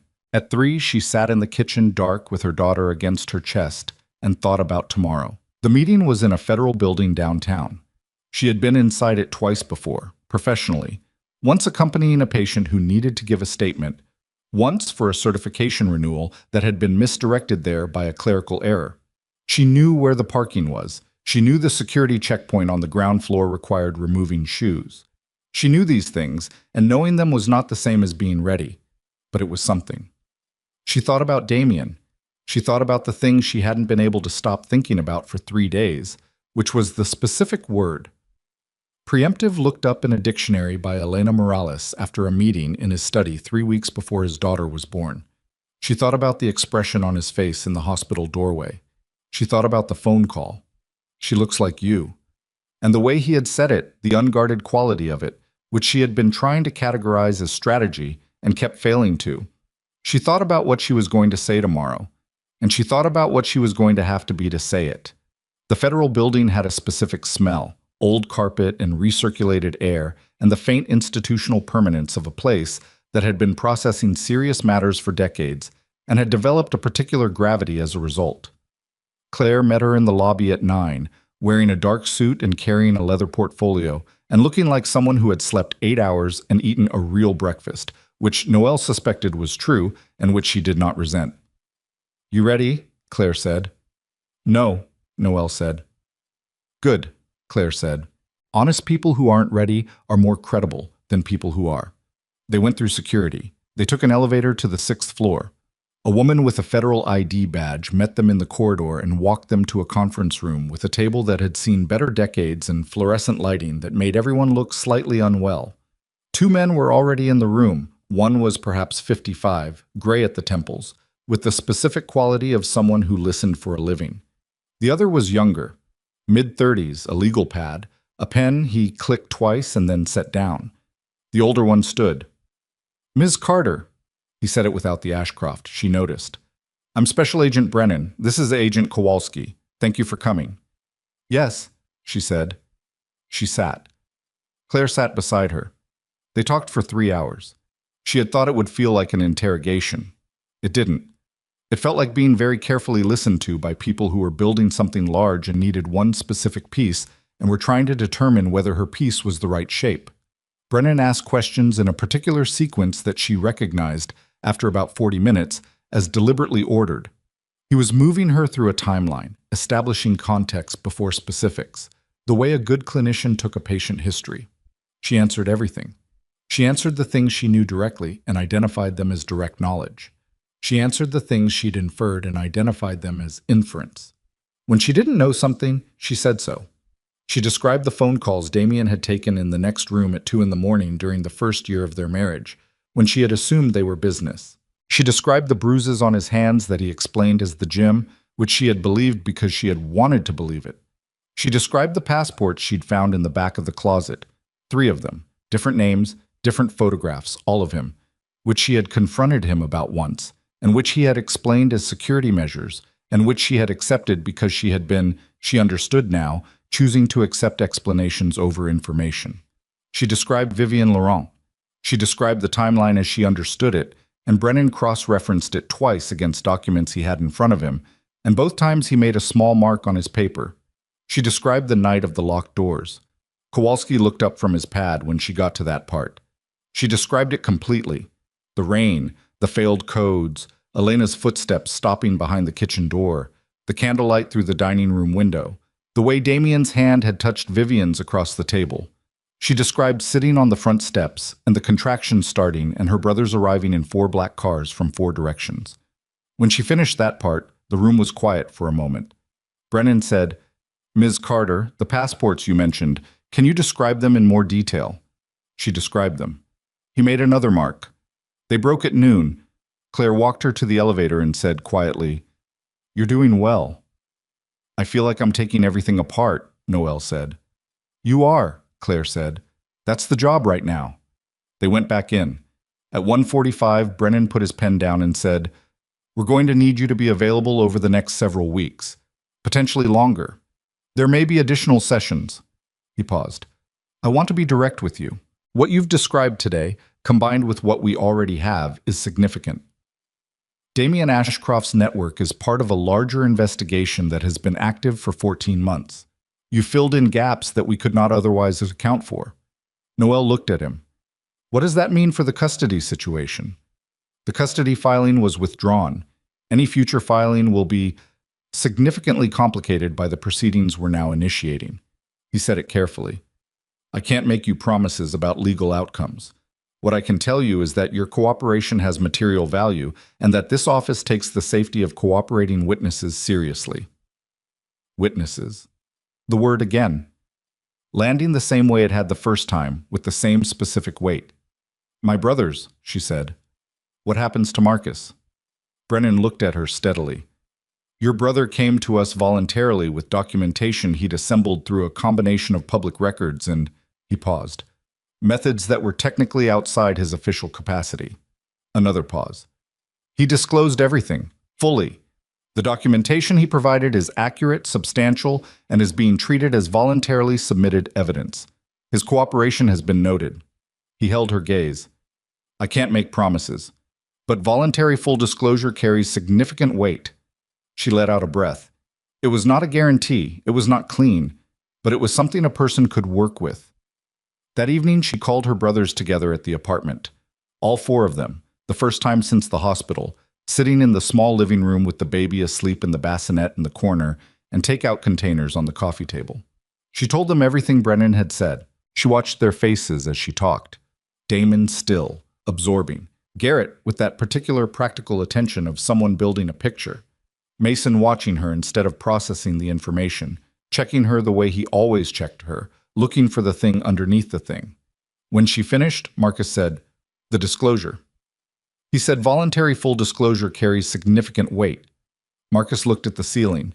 He had the specific look of a man who had made a decision that had cost him something real and was now receiving the first piece of information about whether it had been the right one. He nodded once, slowly. "Okay," he said. "Marcus?" "Okay," he said again, and this time it closed the subject. Damon said, "What's next?" "I need to talk to Damien," Noel said. The room shifted. "No," Mason said immediately. "Not to negotiate, not to—" She stopped. "I need to do it in person. In public. Clara will know about it. Brennan will know about it. Everything documented." She looked at each of them. "There are things that need to be said directly. There are decisions I need to make, and I can't make them through lawyers." "What decisions?" Garrett said. She looked at the baby. "About what I'm asking for," she said. "And what I'm not asking for." A silence. "He hurt you," Mason said. It came out simpler than anything else that had been said in this room, simpler and more direct. And for that reason it hit harder than any of the legal terminology or strategic assessments. "I know," she said. "He tried to use her," Mason gestured toward the bassinet, "to get to us." "I know that too." "And you still want to sit across a table from him." She looked at her youngest brother, this 26-year-old who had called her twice a week for 13 years, who had organized his brothers into a quiet army because she'd missed a Tuesday phone call, who had held her hand in a hospital elevator and cried at the sound of his niece's first breath, and then pretended very badly that he hadn't. "I want to finish it," she said, "properly." He looked at her for a long time, then, "I'll drive you." She called Damien from the apartment that night, 8:47. He answered on the first ring, which told her he'd been expecting it, or dreading it, which in his case might look the same. Noelle. I want to meet, she said. In person, public place, just us. A pause. When? 2 days. I'll tell you where the morning of. Another pause. All right. Damien. She held the phone. Come alone. You too, he said. She thought about Mason waiting in the parking structure. Fine, she said. She chose this coffee shop on Halstead, a neighborhood place, the kind with mismatched chairs and locally sourced everything, and a regular clientele of people who had been coming there long enough to have a usual order. No private rooms. No possibility of a controlled environment. No space for the specific performance Damien could deliver in rooms that belonged to him. She arrived 12 minutes early. She ordered a decaf and chose the table in the center. Not against a wall, not near an exit. In the middle of the room, in plain sight, where anyone could see and nothing was hidden. She sat with her hands flat on the table and waited. He came in at 9 exactly. He looked like himself and he didn't. I was wearing the kind of clothing that was expensive without advertising it, and his face was arranged in the specific neutral of someone who had prepared for this. But underneath the preparation, something was different. He was tired. Not the regular tired of a busy man. Tired in the specific way of someone who had been carrying something they hadn't expected to be heavy. He sat down across from her. He looked at her face. She let him look. Look. You look, he started. Don't, she said. He closed his mouth. A server appeared, asked if he wanted anything. He said coffee, black. The server left. The ambient noise of the coffee shop moved around them. The hiss of the espresso machine. 2 people at a nearby table discussing something about a contractor. The quiet music that was indie folk and slightly too on the nose for the situation. She reached into her bag and put the divorce papers on the table. He looked at them. Looked at her. I had Claire draw these up, she said. I want you to read every page. He picked them up. He read with the focused attention he applied to legal documents. Not skimming, not performing, actually reading. She watched his face as he moved through the pages. Watched it change in small ways as he absorbed each section. He reached the custody provisions. He stopped. Read them twice. No custody, he said. No custody, she confirmed. Noelle. She will carry my family name, she said. Carter, not Ashcroft. She kept her voice level. You will have no parental rights. In exchange, I'm not pursuing anything connected to your financial dealings through family court. Whatever happens in federal proceedings happens because of what you built, not because of me. She paused. I'm also not asking for the house, the accounts, the investments. I want a healthcare provision for her, education through college. That's all. He was very still. You're leaving money on the table, he said slowly. I know. I had attorneys prepare. I don't want your money, she said. I want her to be healthy and educated, and I want my name on her birth certificate, and I want to never have to be in the same room as you again after today. She looked at him directly. Those are my terms. They're not negotiable. He put the papers down. He looked at his coffee, which had arrived at some point and which he hadn't touched. He looked at the table. He looked at his hands. She watched all of this. She was aware of her own heartbeat, not racing, not the adrenaline pattern of someone in danger, just present, the specific beat of a body that had decided something and was living inside the decision. She looked like you, he said again. Not the controlled version, the same unguarded thing from the hospital doorway, the same thing she'd been trying to categorize for 3 days. In the hospital, I looked at her and Don't, she said. He stopped. That's not what this is, she said. That's not something you get to use right now. He looked at her. In his eyes, and she had spent 2 years learning his eyes, the specific languages they spoke, something moved that she couldn't fully read and didn't try to. She was done trying to read Damien Ashcroft. He picked up the pen she'd placed beside the papers. What's her name? He said. She held the question for a moment. This one, specific question that he had tried to ask in the hospital room and which Mason had prevented. She thought about the name she'd chosen 2 months ago in the hospital break room on a Tuesday between shifts, alone, with a cup of bad coffee and the particular certainty that this part of it, this one part, belonged entirely to her. "Lily," she said. "Lily May Carter." She watched his face. He repeated it softly.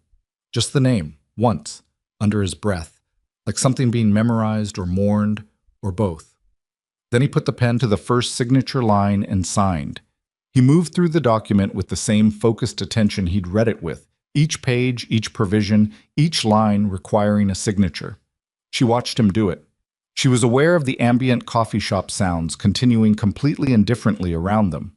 The espresso machine, the contractor conversation, the slightly on-the-nose music.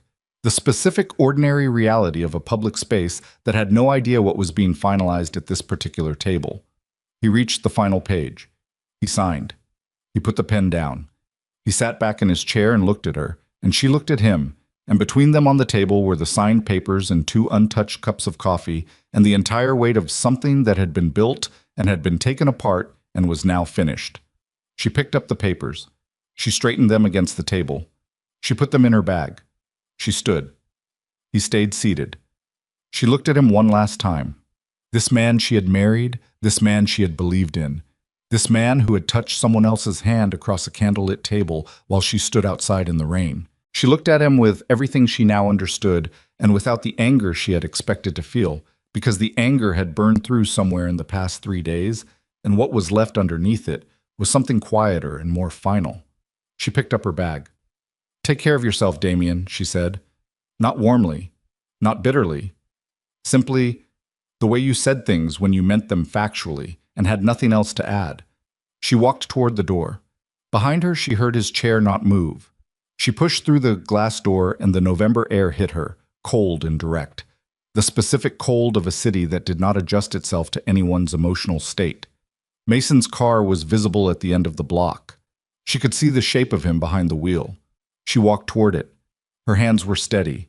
Her heart was doing the regular thing, the specific ordinary beat of a body continuing to function, continuing to move forward, as it had been doing all along, even when she hadn't been paying attention to it, even when she'd been standing in rain outside locked doors or lying in hospital beds, or sitting across tables from men who had signed their names to the end of something. She was halfway to the car when her phone buzzed. She looked at it.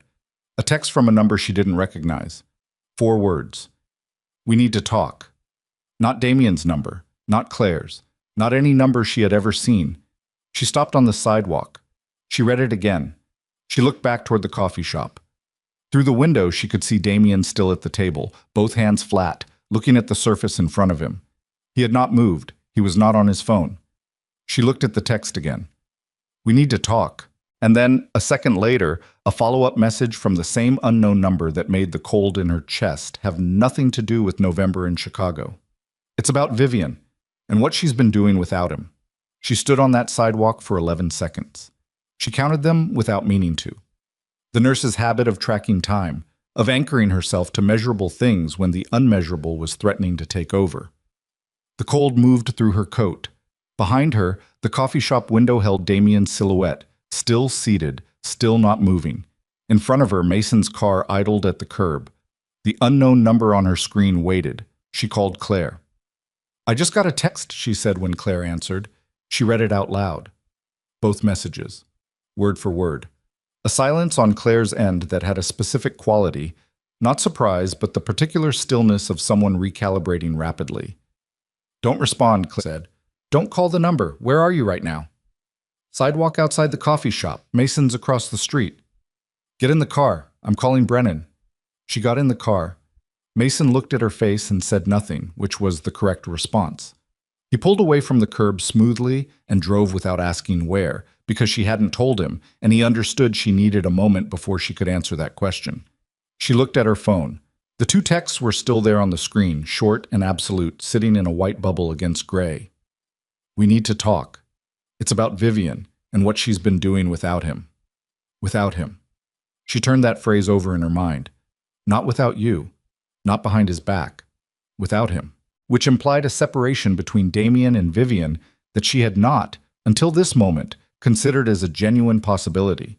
She had understood them as aligned, had built her entire picture of the past 2 years around their alignment, around the idea of 2 people working in coordinated concert to dismantle her life.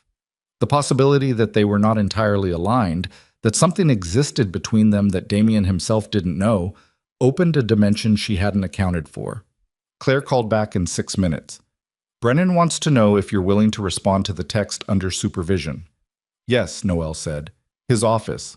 1 hour. Tell him 40 minutes, she said. I have to stop at the apartment first. She had to feed Lily. That was the reality. Underneath federal investigations and unknown texts and the specific gravity of the morning she'd just had, there was a 10-day-old baby who needed to eat on a schedule that did not adjust itself to the complexity of her mother's circumstances. Mason drove her to the apartment without comment. She went upstairs. Damon was there. He'd been staying most days, managing the logistics of the apartment with the quiet efficiency that was his particular language of care. He looked at her face when she came through the door and said, "What happened?" She told him while she fed Lily. He listened the way Damon listened to everything, completely, without interrupting, assembling the picture in real time. When she finished, he said, "So Vivian has been running something separate." That's what the text implies. He looked at the baby. "How long?" "I don't know yet." "Does Damien know?" That's the question. She shifted Lily against her shoulder and felt the baby settle into the specific weight of post-feeding contentment. The person texting seems to think he doesn't, or doesn't know the full extent. Damon was quiet for a moment. "Which means Vivian isn't just the woman who replaced you. She's been using his network for something he didn't sanction." He paused. "Which means he's been played too." She hadn't let herself land on that word yet. Hearing Damon say it made it solid. "Yeah," she said. "How do you feel about that?" She considered the question seriously, the way Damon's questions deserved to be considered. "I don't know yet," she said. "Ask me after I know what she did." She handed Lily to Damon, who received her with the specific, careful competence he brought to everything, and went to change her shirt, and then Mason drove her to the federal building. Brennan had a different room this time. Smaller, no conference table. Just 4 chairs arranged practically, and a recording device on a small stand. Kowalski was there. Claire was there. And a woman Noel hadn't seen before, introduced as Agent Solis, Financial Crimes Division, who was perhaps 42 and had the particular economy of movement of someone who spent most of her professional life looking at spreadsheets and had developed efficiency as a survival mechanism. They pulled up the unknown number on a laptop while Noel watched. Brennan said something to Kowalski in a low voice. Kowalski typed. He looked at the screen. He looked at Brennan. "Prepaid," Kowalski said. "Bought 6 days ago. Cash." "Someone who didn't want to be traced sending a text to someone they needed to reach," Claire said. "Someone who knew my number," Noel said. "My personal number, which isn't public." "Damien had it," Solis said. It was the first thing she'd said. "Yes." "Vivian would have had access to his contacts." Solis looked at the screen. "Or anyone inside his organization." Brennan said, "Ms. Carter, with your permission, we'd like you to respond to the text. Keep it simple. Ask who this is and why they're contacting you." She picked up her phone. She typed, "Who is this and why are you texting me?" She hit send. They waited. 40 seconds. Then the response came. "My name is Daniel Reeves. I was Ashcroft's financial consultant. I think you've heard my name." The room went still in a particular way. Noel stared at the screen, Elena's voice in the hospital room. His name was Reeves. The legal pad. The word preemptive looked up in a dictionary. The man who had come to the house 4 times in 2 months to meet with Damien in the study. She typed, "I've heard it." The response came faster this time, as though he'd been waiting. "I need to meet with you in person. What I know about Vivian Laurent is going to matter for what comes next. It matters for you specifically." She looked at Brennan. He was looking at Solis. Something passed between them. The specific shorthand of people who had been working the same case from different angles and had just found an unexpected intersection. "Tell him yes," Brennan said. "Tell him we'll arrange it." She typed. Reeves agreed. He came in the following morning, not to the federal building, but to a location Brennan arranged, a nondescript office suite in the West Loop that had the specific anonymous quality of a space design not to be memorable. Noel was there. Claire was there. Brennan and Solis were behind a one-way panel she could see clearly and which Reeves had been told about, explicitly, because Brennan had insisted on full transparency and Reeves had agreed to it, which itself said something about the nature of what he was carrying and how much he needed it out of his hands. He was 41. He looked older. He had the specific worn quality of a man who had not been sleeping well for an extended period, not the attractive tiredness of someone who worked hard, but the particular erosion of someone who had been managing knowledge that was too heavy to hold and too dangerous to put down. He sat across from her and looked at her for a moment before he spoke. "You're not what I expected," he said. "What did you expect?" she said. "Someone more—" He stopped. "He talked about you like you were fragile, like you were something he needed to manage carefully." She looked at him. "He was wrong about that." "I can see that." He put his hands flat on the table. "What I'm going to tell you, some of it you may already know from other sources. Some of it I don't think anyone knows yet." "Then start with what no one knows," she said. He nodded once. He had the manner of someone who had been rehearsing this, who had run through the sequence many times in the sleepless hours, and was now executing the rehearsed version because the alternative was falling apart. He had worked with Damien for 14 months. Legitimately, initially, financial restructuring, which was the polite term for the kind of organizational work that made money move cleanly between sources that weren't entirely clean and destinations that needed to appear legitimate. He was not naive about what he was doing. He had been paid very well not to be naive.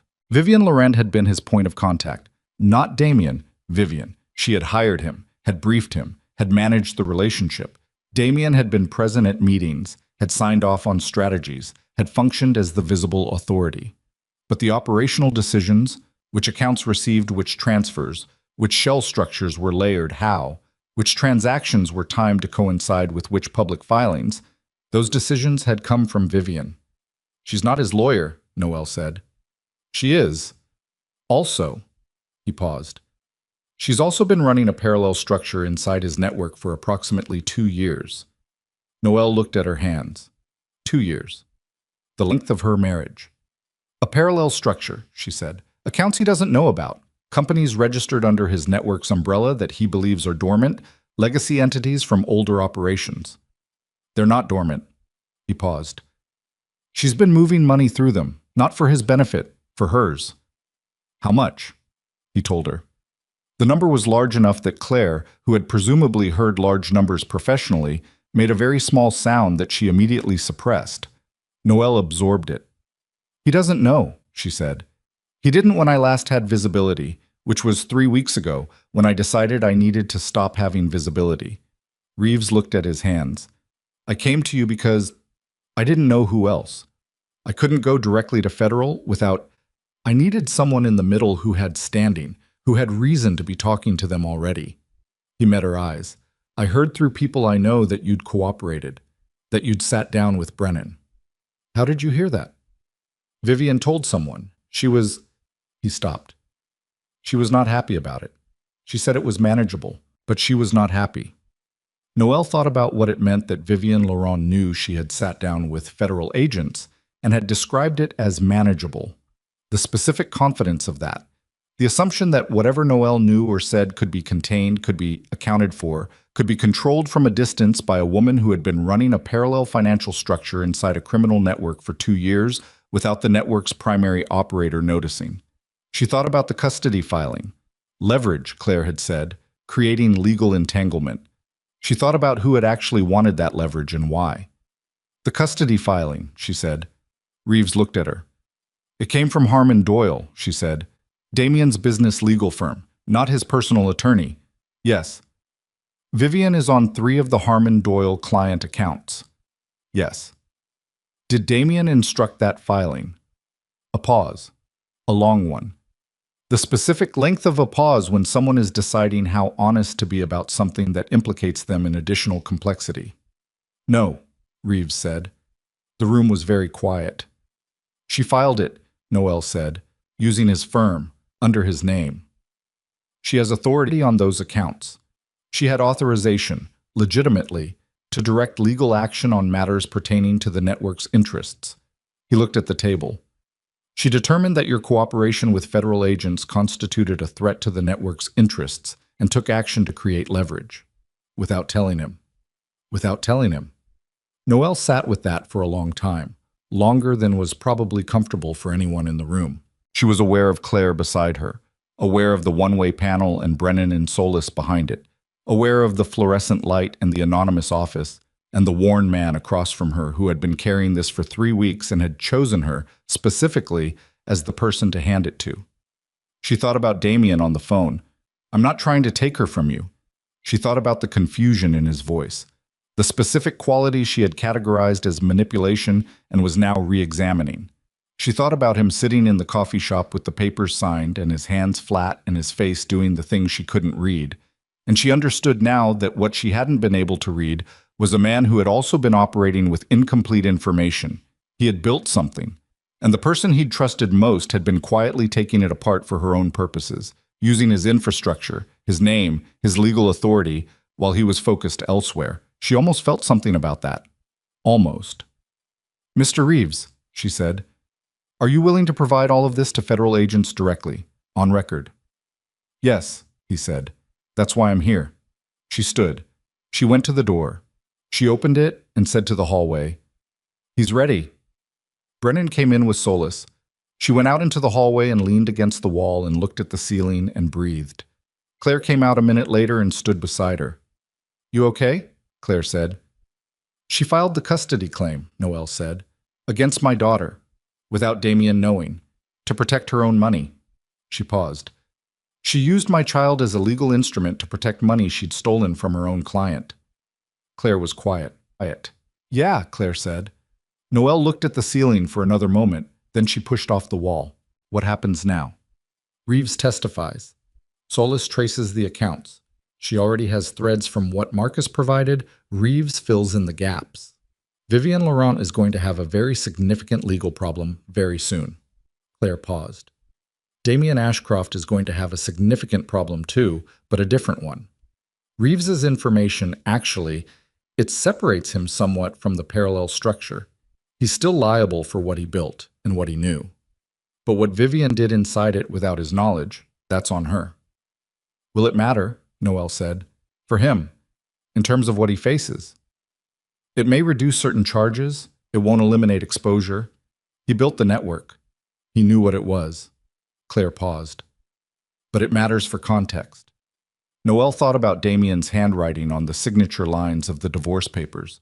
She thought about Lily said softly under his breath in the coffee shop, like something memorized or mourned.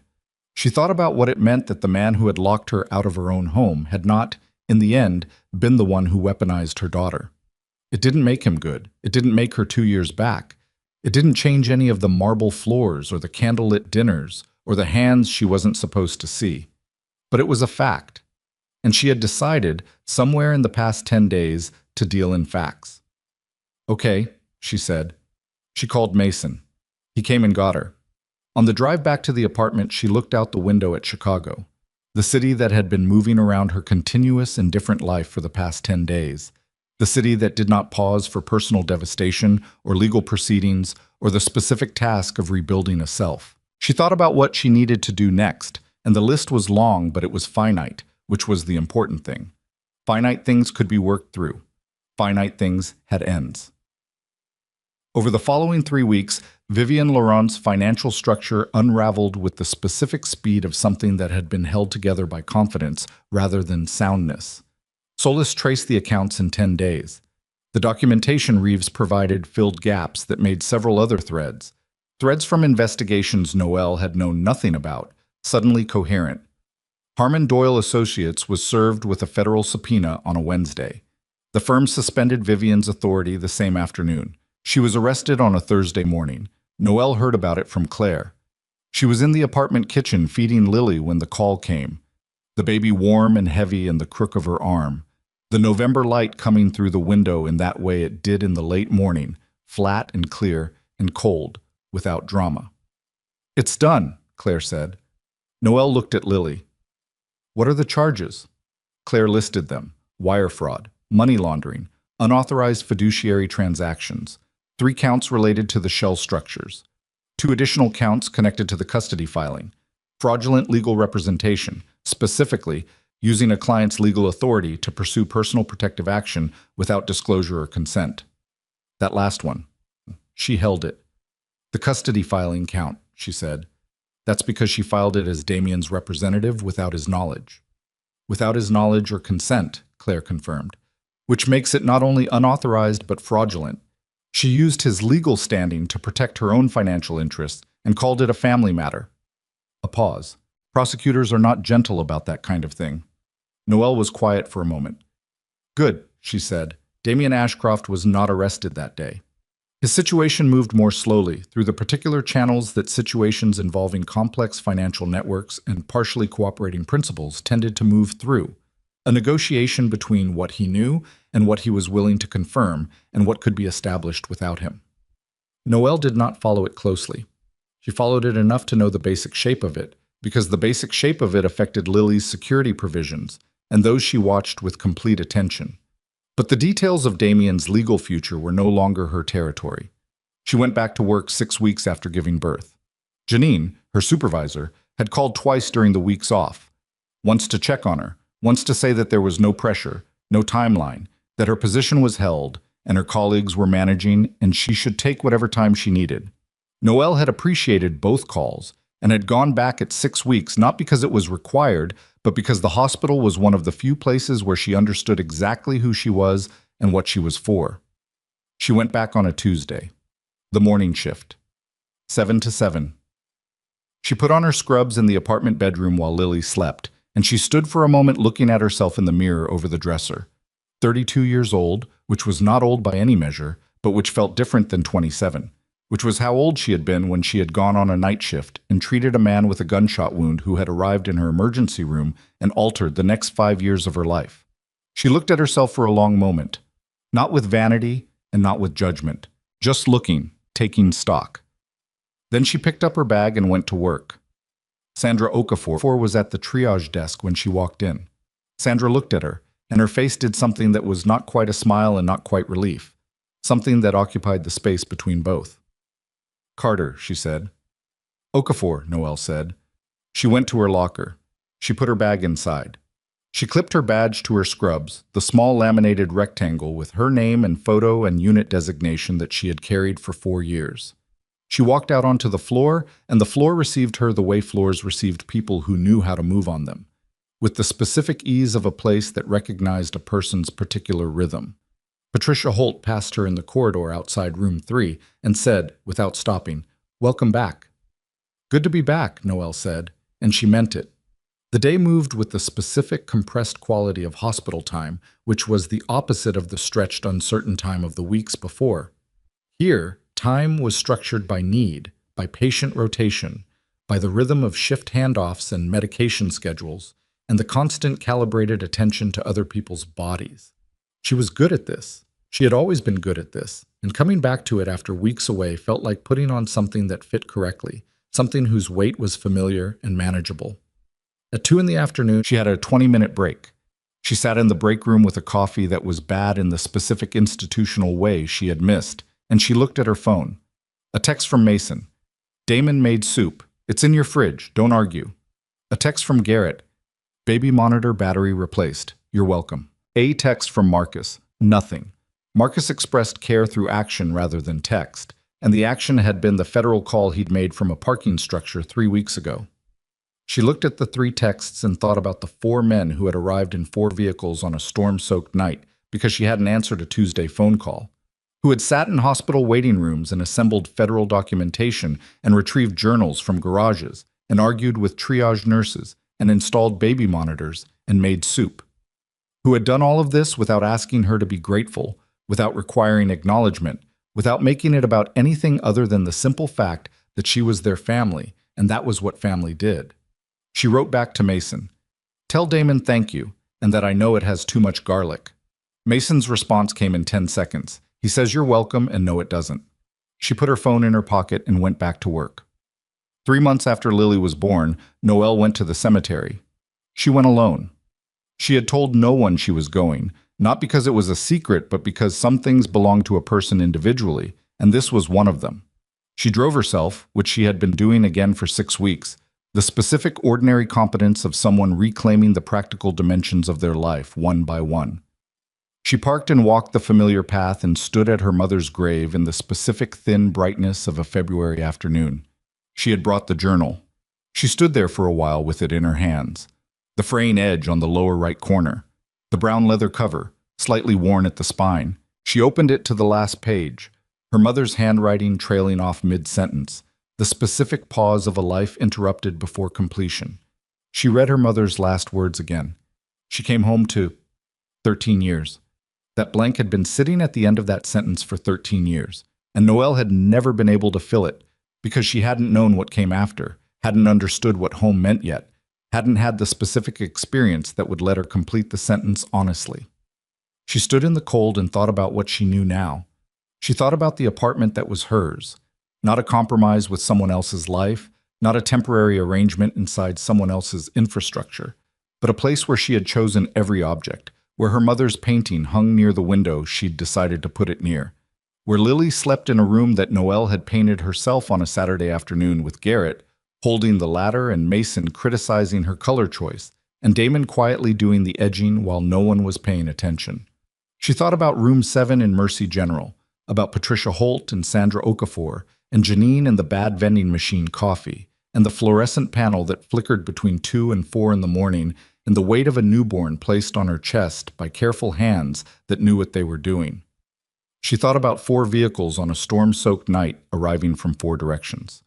She thought about Lily's face in sleep, that absolute serenity, that complete trust in the ongoing nature of the world, the specific gift of a person who had not yet accumulated the evidence that would make trust complicated. She opened her pen. She wrote, herself. She came home to herself. She stood there for a while longer. The February cold moved around her without particular malice. Just cold. Just February. Just the specific neutral reality of the world continuing to be the world. She closed the journal. She held it in both hands for a moment, this object that had been in her family for decades, this record of a woman who had lived carefully and loved completely and left a sentence unfinished through no fault of her own. It was finished now. She walked back to her car. Spring came the way Chicago spring always came. Not gently, not as a gradual transition, but in fits and sudden reversals. Warm days interrupted by cold ones. The city's particular stubbornness about releasing winter extended through March and halfway through April before something finally shifted and the air changed character and the trees on the residential streets near the apartment began doing their annual transformation. Lily was 4 months old. She had opinions about things. This had become clear in the way it became clear with all babies. Suddenly, as though a switch had been thrown, she had specific preferences and specific objections, and the specific personality of a person who had been in the world long enough to start accumulating responses to it. She liked the particular motion of being carried in the specific carrier Garrett had researched for 2 days before purchasing. She objected to Tuesdays for reasons no one could determine.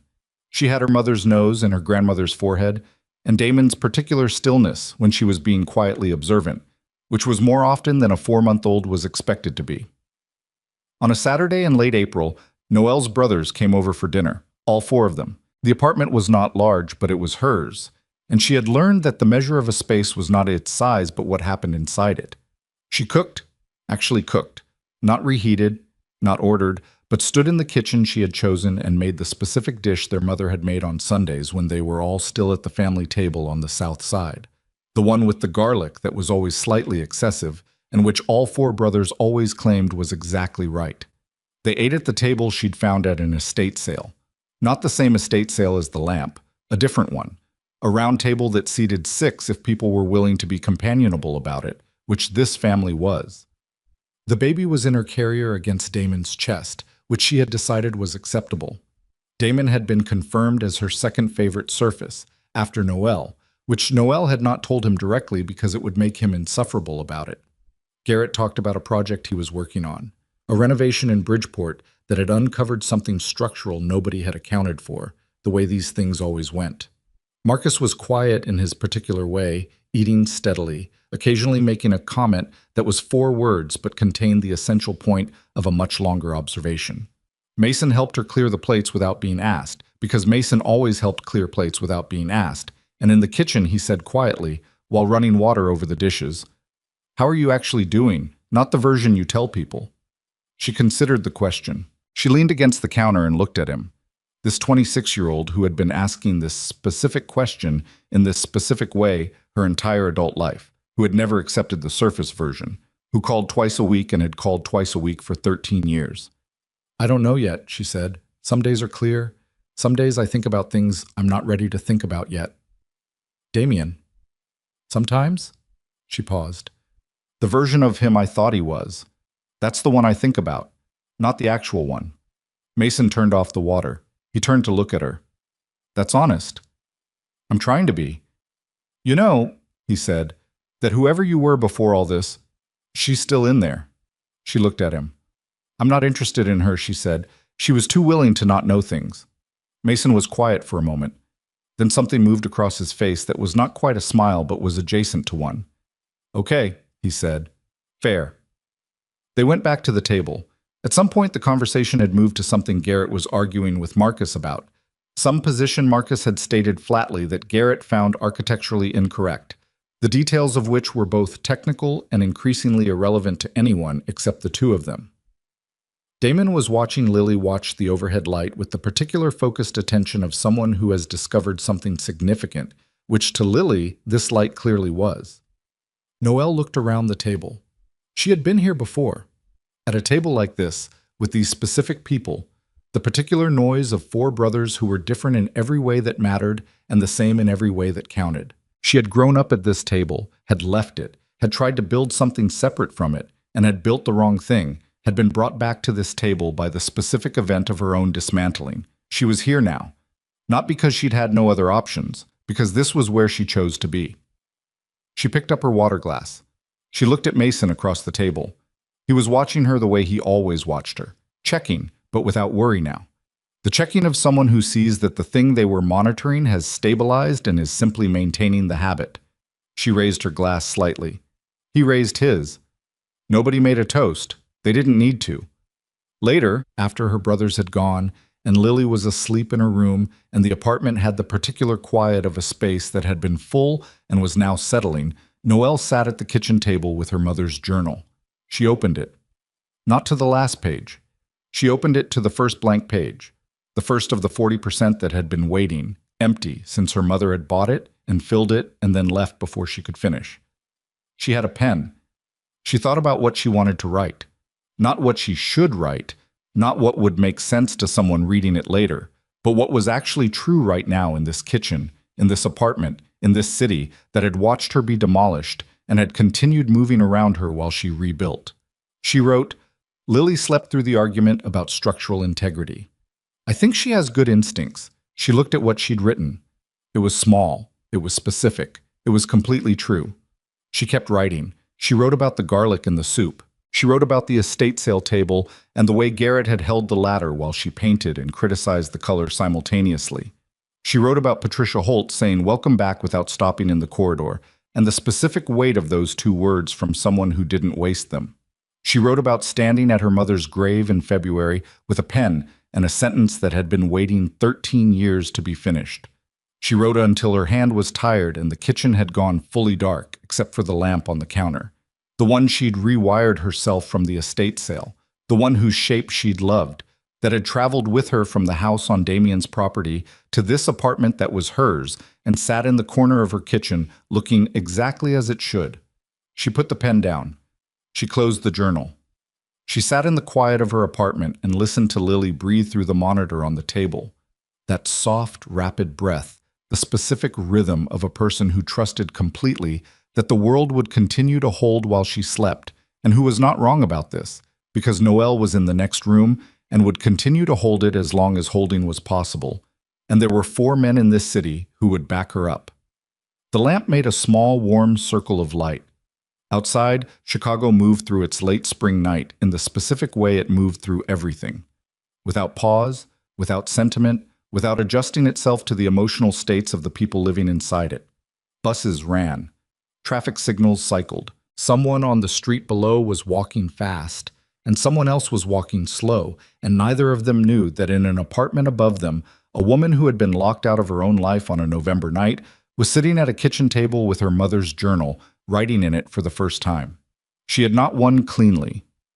There was no clean winning, not in the legal sense, where proceedings would extend for months and outcomes were uncertain, and Marcus's career had a specific fragility it hadn't had before. not in the personal sense, where there were still nights when she thought about the version of Damien she had believed in and felt the specific weight of that lost thing, not in any sense that made a tidy narrative. What she had was this: her daughter in the next room, her name on the lease, her hands on the pen, the particular ordinary brightness of a lamp she'd chosen and repaired herself, throwing light into a kitchen that belonged to no one but her. Vivian Laurent's trial date was set for autumn. Reeves had testified to a grand jury. Harmon Doyle Associates had dissolved under the weight of the federal subpoena. Damien Ashcroft had entered a process that would take years to resolve, the specific slow machinery of federal proceedings against complex financial networks. He had sent a letter through his attorney shortly after the divorce was finalized, not to contest anything, not to negotiate, just a letter that Claire had reviewed and cleared and passed on. It said very little. It said he hoped Lily was healthy. It said he intended to honor the financial provisions. It said, at the end, in his specific handwriting that she recognized from 2 years of grocery lists and notes left on kitchen counters. "I'm sorry I didn't see what I had." She had read it once. She had put it in a drawer. Someday, maybe, Lily would want to know something about her father. When that day came, Noel would tell her the truth, the complete truth, the version that contained his failures and his intelligence, and the way he had said her name softly in a coffee shop like something memorized or mourned. She would not simplify him. She would not protect Lily from the complexity of having been born to someone who was more than one thing. But that was a conversation for years from now. Tonight there was just the lamp and the journal, and Lily breathing through the monitor, and Chicago outside doing what Chicago did, and Noel Carter, 32 years old, a nurse and a mother and a woman who had learned the specific difference between a life that was given to you and a life you chose, sitting in the quiet of a place that was hers and writing in the blank pages her mother had left her. She turned to a new page. She wrote the date. She began.